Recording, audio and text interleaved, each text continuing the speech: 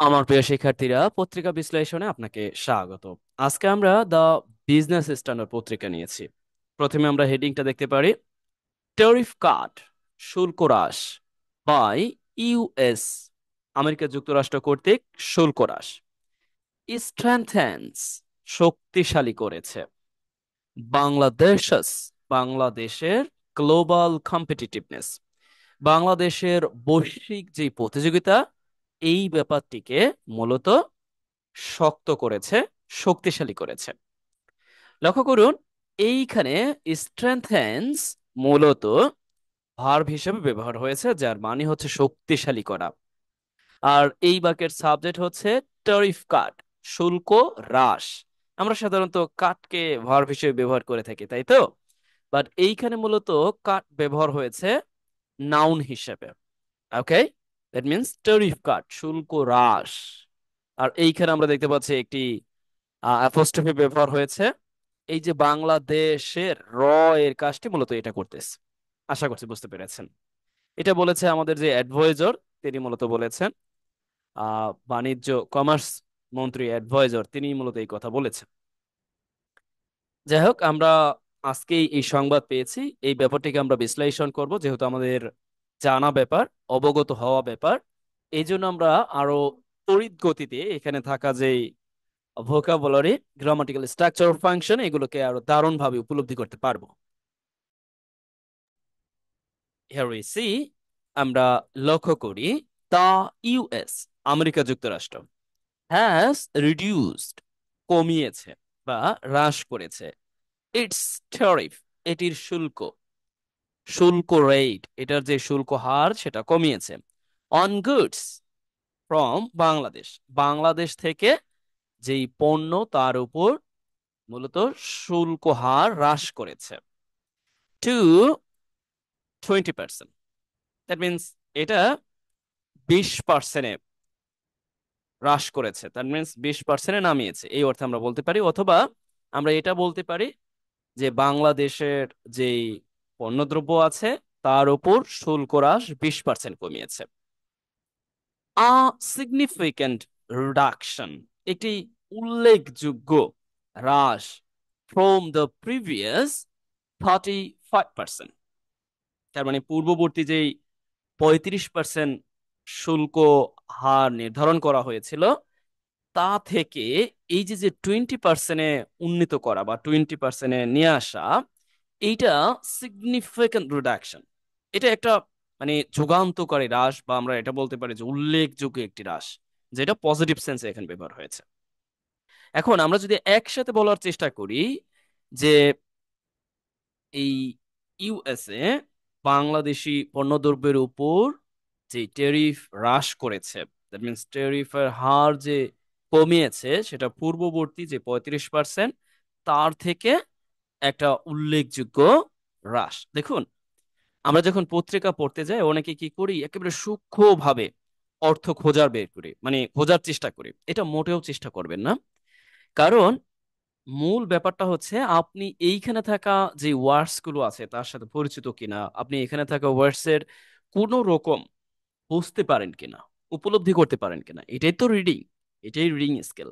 But আপনি যদি সূক্ষ্মভাবে প্রতিটা অক্ষর, পাই টু পাই, অক্ষর বাই অক্ষর যদি বুঝতে চান, এগুলোকে বিশ্লেষণ করতে চান বা জানতে চান, তাহলে আপনার মানে মোটামুটি পত্রিকা পড়তে একটা বিরক্তি বোধ চলে আসতে পারে। এই জন্য চেষ্টা করবেন যে দু একটি শব্দ যেটা অপরিচিত তা জেনে যতটুকু বোঝা যায় ঠিক সেভাবেই নিজেকে এগিয়ে নিয়ে যাওয়া। আশা করছি বুঝতে পেরেছেন। ওকে, আমরা তারপর বিশ্লেষণ করবো, নো প্রবলেম। এই হচ্ছে বসির খান, আমরা জানি। ওকে, আমরা পরবর্তী আমাদের যে আলোচনা আছে, মূল আলোচনা, এখানে আমরা চলে এসেছি।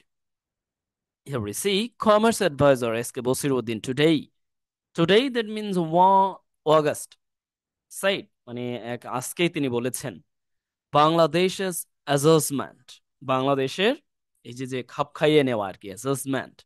ওকে, বাংলাদেশের অবস্থান, of its eighty reciprocal tariff rate, এই যে যে দ্বিপাক্ষিক, রেসিপ্রোকাল, পারস্পরিক, দ্বিপাক্ষিক, এই যে আহ মানে শুল্ক rate, two 20%, 20%, on products exported to the United States। মানে এই যে যে প্রোডাক্টস, যে প্রোডাক্টস বা গুডস এক্সপোর্টেড ইউনাইটেড স্টেটে যেগুলো রপ্তানি করা হয়, এই পর্যন্ত অংশটা has stand it's competitiveness in global trade. বিশ্ব বাণিজ্যে এটির অবস্থান বা এটার যেই প্রতিযোগিতা সেটাকে শক্তিশালী করেছে। লক্ষ্য করুন এই বাক্যটির আসলে মূল সাবজেক্ট কি। দেখুন এইখানে এই পর্যন্ত হচ্ছে, এই পর্যন্ত দেখতে পাচ্ছি আমরা একটি প্রধান বাক্য, এরপরে এইখান থেকে শুরু হয়ে আরেকটি বাক্য তৈরি হয়েছে এই পর্যন্ত। এখন এইটাকে আপনি কি ধরনের বাক্য বলবেন? দেখুন এই যে যে সেইড আছে না, সেইডের পরে মূলত এখানে একটি দ্যাট আছে, বাট দ্যাটটি এখানে আর দেওয়ার প্রয়োজন বোধ করে না। বুঝতে পারছেন? তার মানে এই বাক্যের আমরা বলতে পারি সাবজেক্ট হচ্ছে বাংলাদেশের অ্যাডজাস্টমেন্ট, বাংলাদেশের এই যে যে একটা খাপ খাইয়ে নিয়ে এই যে যে একটা অবস্থান। ওকে, ইটস রেসিপ্রোকাল ট্রেড, তার মানে এই হচ্ছে সাবজেক্ট। আর অফ যুক্ত করে এখানে অতিরিক্ত তথ্য দেওয়া হয়েছে, যেটা এই যে 20% নামিয়ে আনা, এবং 20% নামিয়ে কিসের উপর? অন প্রোডাক্ট, যেই প্রোডাক্ট, আবার দেখুন অন প্রিপোজিশন যুক্ত করে আরো কিছু তথ্য দেওয়া হয়েছে, on product exported to the United state. যারা বড় বড় বাক্য লিখতে চান তাদের জন্য কিন্তু এই ধরনের বাক্য বিশ্লেষণ অনেক অনেক বেশি কার্যকর হতে পারে। মানে কিভাবে যে একটা বাক্য অতিরিক্ত তথ্য প্রয়োগ করতে পারে। লক্ষ্য করুন আমরা ওয়াফ প্রিপোজিশন যুক্ত করে করতে পারতেছি, এরপর আবারও টু দিয়ে করতে পারতেছি, আবার ওয়ান দিয়ে যুক্ত করে করতে পারতেছি, যে ওয়ান প্রোডাক্ট। এইখানে আবার দেখুন পাস্ট পার্টিসিপল ব্যবহার হয়েছে, যে এই প্রোডাক্ট যেগুলো মূলত ইউনাইটেড স্টেটে কি রপ্তানি করা হয়। এরপরে এসেছে ভার্ব। বুঝতে পারলেন? তার মানে এই হচ্ছে এই পরবর্তী বাক্যের, তার মানে আমি যদি হিসাব করি তাহলে এটাকে নাউন ক্লোজ বলতে পারি, যে এই নাউন ক্লোজের পরবর্তী বাক্যের সাবজেক্ট হচ্ছে এই বাংলাদেশের অ্যাডজাস্টমেন্ট, আর ভার্ব হচ্ছে এই, আর এই হচ্ছে মানে সাহায্যকারী ভার্ব যোগে এই প্রধান ভার্ব, যে বৈশ্বিক বাজারে মূলত বাংলাদেশের অবস্থানটা শক্তিশালী করেছে। একটু সময় নিচ্ছি, বিশ্লেষণ করছি, জাস্ট টেক ইট ইজিলি। আমরা আরো বিশ্লেষণ করব। We will be in a competitive position, আমরা আসলে একটা প্রতিযোগিতামূলক অবস্থায় থাকবো, এরকম অর্থে। মানে আমরা একটি প্রতিযোগিতামূলক অবস্থানে থাকবো, রাইট? অ্যাজ, যেহেতু the USA has reduced tariff, ওই একই কথা বারবার ঘুরিয়ে পেঁচিয়ে, যেহেতু ইউএসএ কি শুল্ক কমিয়েছে অন বাংলাদেশের 220, তার মানে হচ্ছে এই 20% করেছে বাংলাদেশের উপর, সেই ব্যাপারে। সো তাই there is no possibility, কোনো সম্ভাবনা নাই, that our exports, আমাদের যেই রপ্তানি to the United States will be hampered, মানে কোনো সম্ভাবনা নাই আমাদের এই যে যে এক্সপোর্টস ইউনাইটেড স্টেটে এটা যে ক্ষতিগ্রস্ত হবে, এটার আসলে কোনো সম্ভাবনা নাই। Just take note, here you see, in a competitive position, right, and will be hampered. And if I ask you a questions and how this sentence works here, you see, and the USA will be hampered. That means এই যে that এর পরবর্তী যে অংশটুকু আছে আমরা দেখতে পাচ্ছি যে এই যে সম্ভাবনাটা নাই, কি নাই, সেটাই এখানে আরো এক্সটেনশন করে বলা হয়েছে, যে আমাদের যে এই যে যে রপ্তানি ইউএস এর মার্কেটে উইল বি হ্যাম্পার্ড, এটা যে আসলে ক্ষতিগ্রস্ত হবে সেই সম্ভাবনাটা আর নাই। তাহলে এই বাক্যটি কিভাবে তৈরি হয়েছে? আপনি এইখানে মূলত আমরা দেখতে পাচ্ছি যে এই অংশটুকু এখানে প্যাসিভে আছে। এখন আমি যদি আপনাকে জিজ্ঞাসা করি এটাকে অ্যাক্টিভে লিখে দিবেন, is it possible to do for you? Please, এটা আপনি করতে পারেন, রাইট? ওকে, এটা আপনি করে দিবেন। দ্যাট মিনস এখানে আছে প্যাসিভে, আপনি অ্যাক্টিভে করে দিবেন, দেখি কিভাবে সম্ভব। Next, here we see, however, যা হোক, and we expected it, মানে দ্যাট মিনস আমরা এটা আশা করেছিলাম, we expected it and to be below, এটা মানে 20% মানে কমে আসবে, এটা আমরা আশা করেছিলাম। লক্ষ্য করুন এখানে টু বি আছে, দ্যাট মিনস আমরা এটাকে বলতে পারি যে ইট উইল বি বিলো, মানে এটা কম হবে, 20%-এর কম হবে। কম হওয়ার অর্থে এখানে অ্যাজ এ প্রিপোজিশন হিসেবে ব্যবহার হয়েছে হি নোটেড, তিনি বললেন যে আসলে আমরা আশা করেছিলাম এটা আরো কম হবে, মানে এটা 20%-এরও কম হবে, এরকম অর্থে যেটা আমরা আশা করেছিলাম। Next, adviser made the remarks, adviser মূলত দ্য রিমার্কস, দ্যাট মিনস এই মন্তব্যগুলো করেন, রিমার্কস বলতে মন্তব্যগুলোকে নির্দেশ করেছে, যে মন্তব্যগুলো অ্যাডভাইজার করেছে, ইন হিজ ইমিডিয়েট রেসপন্স, তার তাৎক্ষণিক যে সাড়া, মানে এই after the negotiation with USA related to tariff reductions, significant tariff reductions. Okay, that means it's in his immediate response, তার ইমিডিয়েট রেসপন্সের পরে তিনি মন্তব্য করেছেন সিকিউরিং, যার ফলে landmark trade, that means trade deal, that means বিশাল একটি বাণিজ্য চুক্তি and with the United State, সেটাকে কি করেছে, অনেকাংশে নিরাপদ করেছে। সিকিউরিং, এখানে মূলত নিরাপদ সিকিউরিং ব্যবহার হয়েছে এই অর্থে যে মূলত প্রেজেন্ট পার্টিসিপল হিসেবে এখানে ব্যবহার হয়েছে। অর্থ দ্বারা এই যে যার ফলে আহ বড় রকমের বাণিজ্য চুক্তি ইউনাইটেড স্টেটের সাথে এটা কি মানে নিরাপদ হয়েছে, এটা তিনি বলেছেন। তার মানে এই বাক্যের ফলাফল স্বরূপ আমরা কি করেছি, securing K as a present participle হিসেবে এইখানে ব্যবহার করেছে। রাইট, যারা আমার ভিডিওগুলো নিয়মিত দেখেন তারা কিন্তু দারুণভাবে এই ব্যাপারগুলোর সাথে নিজেদের খাপ খেয়ে নিতে পারছেন বলে আমি আশা ব্যক্ত করি। নেক্সট, অ্যাডিশনালি মিনস তাছাড়াও, এরকম অর্থে আমরা অ্যাজ অ্যাডভার্ব হিসেবে ব্যবহার করে থাকি। এগুলোকে দারুণভাবে আপনি ব্যবহার করতে পারেন আপনার বাক্যের প্রয়োজনে। তাছাড়াও, অধিকন্ত, অতিরিক্ত ভাবে।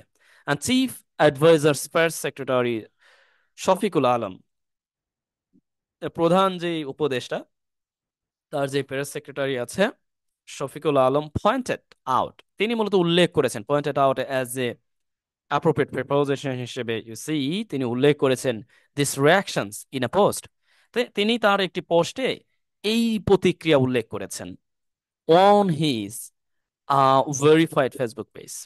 লক্ষ্য করেন এইখানে একটা ব্যাপার আছে, এখানে তার ফেসবুক, তার একটি ভেরিফাইড ফেসবুক পেজে, এই পেজে এটা নির্দেশ করতে one, and in a post, একটি পোস্টে তিনি এই রিয়াকশন মূলত উল্লেখ করেছেন। Right, next, the USA has reduce, ওই একই কথা আবার চলে এসেছে। লক্ষ্য করুন তো, মানে এক কথা কতবার, এই হচ্ছে বিজনেস স্ট্যান্ডার্ডের একটা ঝামেলা। মানে এক কথা ওরা প্রায় 7-8 জায়গায় দিয়ে রাখে।